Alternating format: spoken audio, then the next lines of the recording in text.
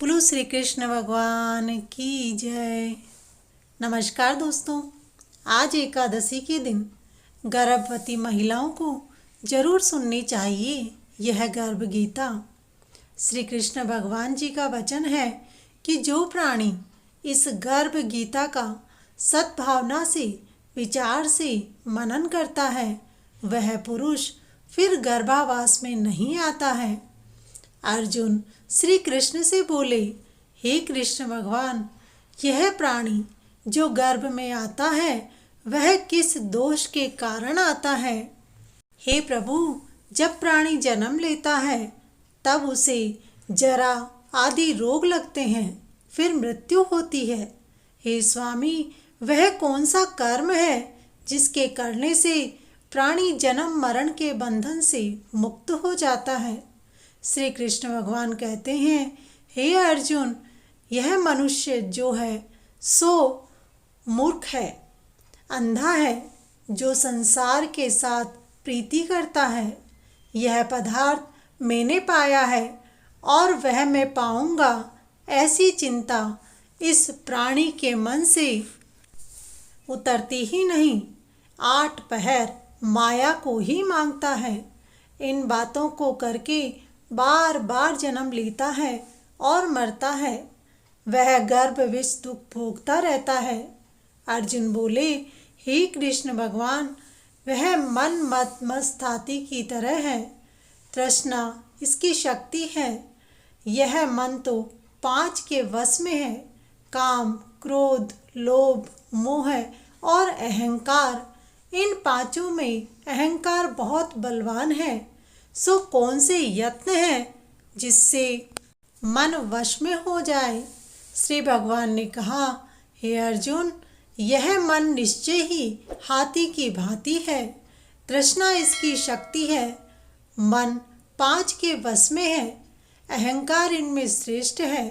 हे अर्जुन, हाथी जैसे अंकुश के वश में होता है, वैसे ही मन रूपी हाथी को वश में करने के लिए इन ज्ञान रूपी अंकुश है। अहंकार करने से यह जीव नरक में जाता है। अर्जुन ने पूछा, हे भगवान, जो एक तुम्हारे नाम के लिए जो वन खंडों में फिरते हैं, कोई वैराग्य हुए हैं तो कोई धर्म करते हैं, इनमें से कैसे जाने कि जो वैष्णव है वे कौन है? श्री कृष्ण भगवान बोले, हे अर्जुन, एक मेरे ही नाम के लिए जो वनों में फिरते हैं वे सन्यासी कहलाते हैं। एक सिर पर जटा बांधते हैं, अंग पर भस्म लगाते हैं, उनमें हम नहीं हैं, क्योंकि इनमें अहंकार है। इसमें मेरा दर्शन दुर्लभ है। अर्जुन ने फिर पूछा, हे भगवान, वह कौन सा पाप है जिससे स्त्री की मृत्यु हो जाती है? वह कौन सा पाप है कि जिससे पुत्र मर जाता है? और प्राणी नपुंसक कौन से पाप से करने से होते हैं? भगवान ने बताया, हे अर्जुन, जो किसी से कर्ज लेता है और देता नहीं है, इस पाप से प्राणी की पत्नी मर जाती है। और जो किसी की अमानत रखी हुई पचा लेता है, उनके पुत्र मर जाते हैं। जो किसी का गोचर आए पड़े और मुख से कहे कि मैं तेरा कार्य सबसे पहले कर दूंगा, तब समय आने पर जब उसका कार्य ना करे तो इस पाप से प्राणी नपुंसक होता है। ये बड़े पाप है। अर्जुन ने पूछा, हे भगवान, कौन से पाप से मनुष्य सदैव रोगी रहता है? किस पाप से गधे का जन्म प्राप्त होता है?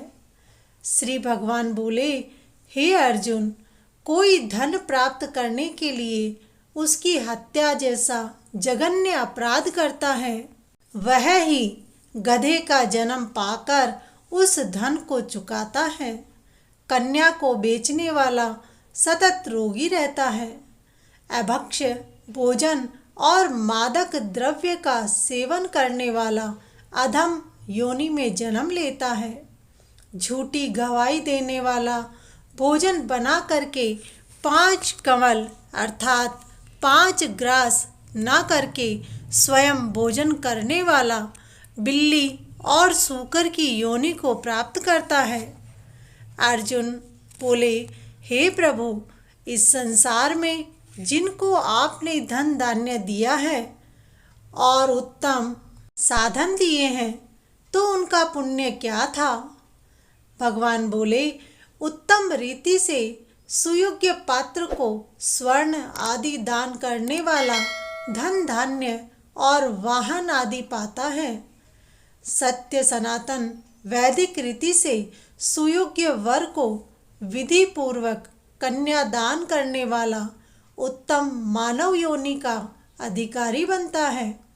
अर्जुन ने कहा, हे प्रभु, संसार में कोई तो सर्वांग सुंदर है और कोई कुरूप है, सो श्रेष्ठ स्वास्थ्य और स्वरूपवान शरीर किन पुण्यों से मिलता है? श्री भगवान ने कहा, हे कौन्तेय पुत्र, पुरुष का रूप स्वरूप नहीं गुण महत्वपूर्ण है, फिर भी आकर्षक देह संत विद्वानों की सेवा एवं निरंतर ज्ञान की आकांक्षा के फलस्वरूप मिलती है। अर्जुन बोले, हे दयानिधि, प्राणी धन और सांसारिक सुखों से मोह क्यों रखता है? श्री भगवान उवाच, हे अर्जुन, अगर मेरी कृपा से प्राणी वंचित हो जाए तो धन दौलत और सांसारिक रूप आदि से प्रीति करने लगता है। यह सब नाशवान है। विवेकी साधक तो इससे दूर रहना चाहिए। जो व्यक्ति सांसारिक मोह से मुक्त हो, काशी, हरिद्वार, अवंतिका, अयोध्या आदि पवित्र स्थलों से दर्शन और मेरी निष्काम भक्ति करता है, वह राजा जैसी संपन्नता और ज्ञान प्राप्त करता है। इसी प्रकार विनम्र भाव से गुप्त दान करने वाला कामना रहित होकर दूसरों की सेवा करे, वह सदा अपनी आवश्यकता के अनुसार धन पाता है, उसकी काया निरोगी रहती है। श्री भगवान बोले, हे अर्जुन, जो आदमी नीच कुल की स्त्री से गमन करते हैं सो अम्ली होते हैं। जो गुरु से विद्या पढ़कर मुकर जाते हैं वे गूंगे होते हैं। जिन्होंने गौ माता का घात किया है वे कुष्ठी होते हैं। अर्जुन ने कहा, हे भगवान, जिस किसी पुरुष की देह में रक्त का विकार होता है वह किस पाप से होता है? और कोई दरिद्र होते हैं, किसी को खंड वायु होती है और कोई अंधे होते हैं तो कोई पंगु होते हैं, सो कौन से पाप से होते हैं? और कई स्त्रियां बाल विधवा होती है तो वह किस पाप से होती है? श्री भगवान बोले, हे अर्जुन, जो सदा क्रोधवान रहते हैं उन्हें रक्त विकार होता है। जो कुकर्मी ब्राह्मण को दान देते हैं उनके खंड वायु होती है। जो पराई स्त्री को नंगी देखते हैं, गुरु की पत्नी पर कुदृष्टि डालते हैं, वो अंधे होते हैं। जिसने गुरु और ब्राह्मण को लात मारी है वह लंगड़ा व पंगुला होता है। जो औरत अपने पति को छोड़कर पराये पुरुषों का संग करती है सो वह बाल विधवा होती है। अर्जुन बोले, हे भगवान, तुम परम ब्रह्मा हो, तुमको नमस्कार है। आगे मैं तुमको संबंधी जानता था, परंतु अब मैं ईश्वर रूप मानता हूँ। हे परब्रह्मा, गुरु दीक्षा कैसी होती है, सो कृपा कर मुझको कहो। श्री भगवान बोले, हे अर्जुन, तुम धन्य हो, तुम्हारे माता पिता भी धन्य हैं जिनके तुम ऐसे पुत्र हो। हे अर्जुन, सारे संसार का गुरु जगन्नाथ है। विद्या का गुरु काशी है। चारों वर्णों का गुरु सन्यासी है। सन्यासी उसको कहते हैं जिसने सबका त्याग करके मुझ में मन लगाया है, सो ब्राह्मण जगत गुरु है। हे अर्जुन, यह बात ध्यान देकर सुनने की है। गुरु कैसा करे? जिसने सब इंद्रियां जीती हो, जिसको सब संसार ईश्वरमय नजर आता हो और सब जगत से उदास हो, ऐसा गुरु करें जो परमेश्वर को जानने वाला हो। हे अर्जुन, जो गुरु का भक्त होता है और जो प्राणी गुरु के सम्मुख होकर के भजन करते हैं, उनका भजन करना सफल है। गुरु से विमुख प्राणी दर्शन करने योग्य नहीं होते। जो गृहस्थी संसार में गुरु के बिना है, चांडाल के समान है। जिस तरह मदिरा का भंडार हो, उसमें जो गंगा जल है वह अपवित्र है, इसी प्रकार गुरु से विमुख का भजन सदा अपवित्र होता है। उसके हाथ का देवता भी नहीं लेते हैं, उसके सब कर्म निष्फल हैं। कुक्कर, सुकर, गर्दभ, काक, ये सब की सब सभी योनियों से बड़ी खोटी योनि है। इन सब से वह मनुष्य खोटा है जो गुरु नहीं करता। गुरु बिना गति नहीं होती, वह अवश्य नरक को जाएगा। गुरु दीक्षा बिना प्राणी के सब कर्म निष्फल होते हैं। हे अर्जुन, जैसे चारों वर्णों को मेरी भक्ति करना योग्य है, वैसे ही गुरु करके गुरु की भक्ति करना योग्य है। जैसे गंगा नदियों में उत्तम है, सब व्रतों में एकादशी का व्रत श्रेष्ठ है, वैसे ही ये अर्जुन शुभ कर्मों में गुरु सेवा उत्तम है। गुरु दीक्षा बिना प्राणी पशु योनि पाता है। जो धर्म भी करता है सो पशु योनियों में ही फल भोगता है, 84 योनियों में भटकता रहता है। अर्जुन बोले, हे श्री कृष्ण भगवान, गुरु दीक्षा क्या है?